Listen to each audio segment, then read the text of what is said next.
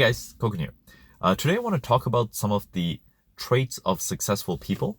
And especially in my work, I notice this with the clients that I work with that really are able to make a lot of progress versus others that seem to struggle.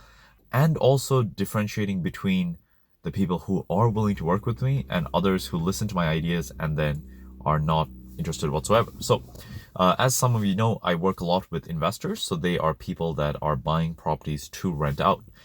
When you think about someone who has the audacity to think that they should buy a home other than the home that they live in, and they're going to go through the trouble of finding a property that is cheap enough that they can then rent out and try to make money through that process, I find that the people who are really successful are those that can think in longer term time horizons, those who are willing to sacrifice the present for a better future.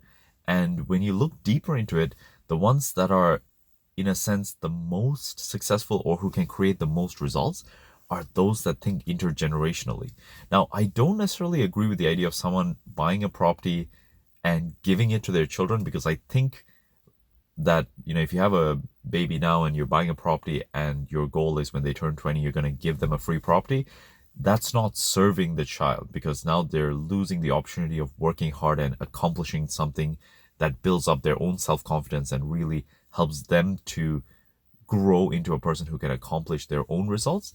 But I do think, to the person that's doing that, if they're thinking they're sacrificing at some point in their life, they're taking money out of the income they're making now, saving it, using it to buy a property, holding on to that property for the next 30 years so that it's paid off. It's an asset that's creating income that's worth something for their future self, for their own retirement, or for their kids 30 years from now to be able to have a home to live in. Whatever the thought process, that long-term time horizon is what creates success. Because even the idea of buying a rental property, like if you look at most homes, if you're buying it with a down payment and a mortgage, right, a loan used to purchase the majority of the home, that loan has a payment. After you pay for that loan and all the repairs, maintenance, and all the expenses that come up from owning a rental property on a monthly basis from day one, it's typically pretty minimal how much money you're going to make, especially in areas like where I'm in the Niagara region or closer to Toronto, where property prices are pretty high, relatively speaking. So you don't make a lot of income from the property. It's a little bit different to your typical business, where most businesses are in business to create a product, provide it, or service and provide it, and get paid an income, right? They get paid in their profit or in their fees, whatever they charge, that's income in the present. And the bigger the business, the more profitable the business, the more money they make today. With rental properties, it's a little bit different, because you're making very, very little tiny margins in terms of cash flow in the present, right? And it still takes a lot of work. You've got to find a property. Many times you're renovating the property. You're doing a lot in the present. You're putting a lot of money investment up front for very little gain in the present. But you talk to someone who bought a property 20, 30 years ago, and they've rented it out and they've held onto that property. Now they're in a financial position that's really, really something. I was talking to a mentor of mine. He came to Canada from, I believe, Tibet when he was younger. He was an elderly man when I met him in his 70s, but he came when he was in his 20s. So he came in like the 60s or 50s is when he came to Canada. And he was really frugal, and he really invested and always had that long-term time horizon. He was buying, the first home he bought was a 10-bedroom house in Toronto. Back then, homes were cheaper, obviously. He lived in one bedroom with his wife and rented out the other 9 rooms. I think he bought it for, like, at that time, 40,000 or something, and he still had to sacrifice. At that time, apparently, it was still big money. And he lived in one room, lived in a shared home, a rooming house, basically. But then that compounded consistently over decades.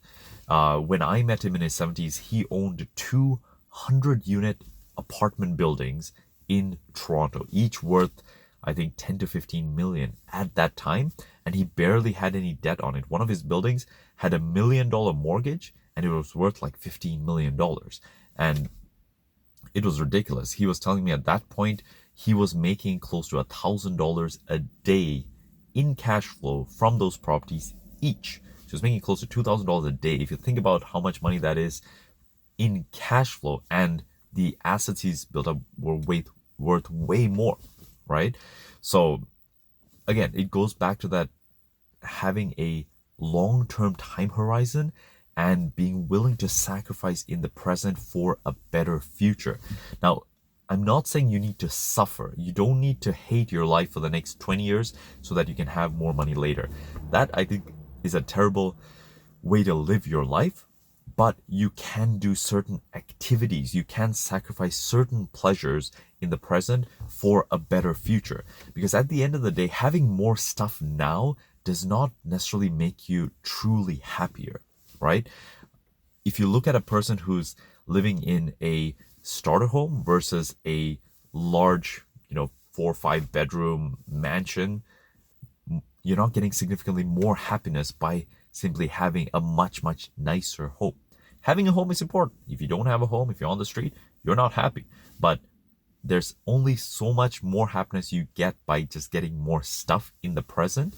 But having that sacrifice in the present to create a more secure future means that you're insulating yourself from future suffering, right? That's what I feel financial freedom and financial independence is. It's you're making sacrifices now so that you are insulating yourself from ever going back to a life of suffering in the future.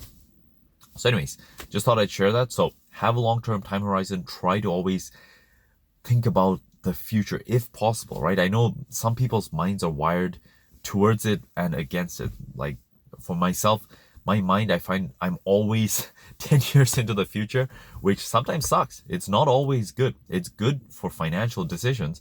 But if you look in a relationship, sometimes like my wife gets pissed at me because I'm always thinking about the next idea versus she's in the present.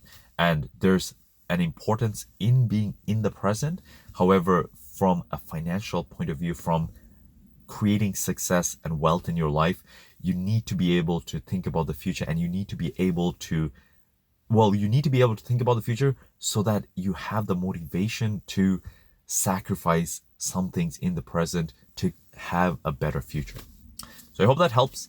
If you have any questions, or if you like this idea, comment below, give me a thumbs up. And if you have any questions that came up while you were watching this video that I can maybe answer in another video, feel free to comment below, and I'll be taking a look at all the comments and coming up with the next videos to come. Until next time, all the best.